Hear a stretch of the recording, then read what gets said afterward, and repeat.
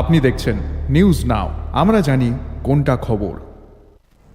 হাজামারা বৈকুণ্ঠপুর ও চাঁদপুর এলাকার ২৭ জন জনজাতি পরিবার রেভিনিউ সার্কেল অফিস থেকে নোটিশ পাওয়ার পর উত্তপ্ত হয়ে ওঠে পরিস্থিতি। নোটিশে জানানো হয় ডিমার্কেশন করা হবে তাদের দখলে থাকা জমি, কিন্তু স্থানীয়দের দাবি প্রায় ৮০ বছর ধরে এই জমিতে বসবাস করছে তাদের পরিবার। ৭২ একর জমির ওপর রাবার বাগান, ফল বাগান এবং বসত বাড়ি তৈরি করে সংসার চালাচ্ছেন তারা। নোটিশ পাওয়ার পর পরিবারগুলো তীব্র ক্ষোভ প্রকাশ করে এবং রাস্তায় অবস্থান গ্রহণ করে, পথ অবরোধ করেন। তহসিলদারের এই জমি থেকে তাদের সরানো যাবে না এবং কোনোভাবেই ডিমার্কেশন কার্যকর করতে দেওয়া হবে না বলে জানিয়েছেন তারা।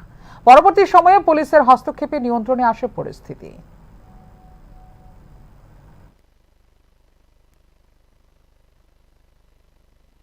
আমার বাগান দিত না, রক্ত দিত, বাগান দিতে পারে না। আবার বাগান ৬ কানে আছে, দিতে পারে না। আমি আবার ওইটা দিয়েছি মায়ের যদি পোলা সব দিতে পারে না। আমি দিতে পারে না।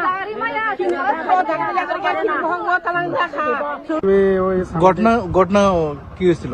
ঘটনা এখানে আমরা দাদু থেকে আমরা বাবা থেকে সবাই এখানে বসবাস করছিল।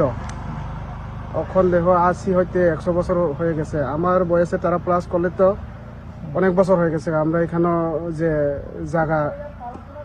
জায়গা প্রয়োগ করে আমরা থাকছিল। এখন পর্যন্ত কালকে পরশু আমরা শুনছি আমরা নোটিশ দিছি।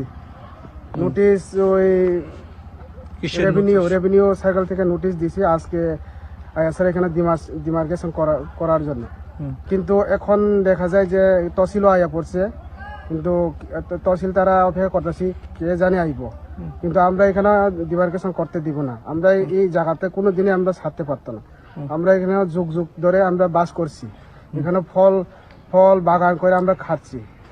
রাবার গাছ অনেক আছে আর বাড়িঘরও আছে, সবাই তো এখানে দেখছি। এখানে যেটা নোটিশ গুলি দিয়েছে আপনারা কতজনের নামে নোটিশ দেওয়া হয়? এখানে প্রায় ২৭ জনের নামে এখানে নোটিশ দেওয়া হয়েছে। কতখানি আমরা তো কইতে পারতো না, কিন্তু ৭২.২৮ একর মোটামুটি ৭২ খানি ৭২ খানি মতন এভাবে আমরা বসবাস করতেছে। তারপরে আপনারা এখানে মতামত কি? আমরা মোটামুটি হচ্ছে আমরা এখানে যুগ যুগ ধরে আমরা বসবাস করছি এখানে। আমরা এই জায়গাটা আমরা ছাড়তে পারবো না, আমরা সবাই একত্রিত। এই জায়গাটার নাম কি?